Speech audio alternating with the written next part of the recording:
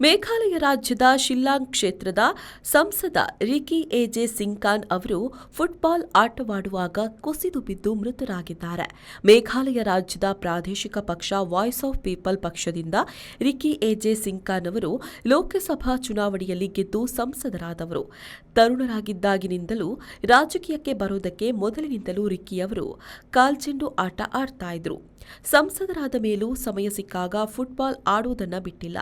ಕೊನೆಗೆ ಫುಟ್ಬಾಲ್ ಮೈದಾನದಲ್ಲೇ ಆಟವಾಡ್ತಾ ಕುಸಿದು ಬಿದ್ದು ಸಾವನ್ನಪ್ಪಿದ್ದಾರೆ. ಮೈದಾನದಲ್ಲಿ ಚೆಂಡು ಒದೆದು ಕುಸಿಯುತ್ತಲೇ ಅವರನ್ನ ಶಿಲ್ಲಾಂಗಿನ ಗೋರ್ಡನ್ ರಾಬರ್ಟ್ ಆಸ್ಪತ್ರೆಗೆ ಸೇರಿಸಲಾಯಿತು.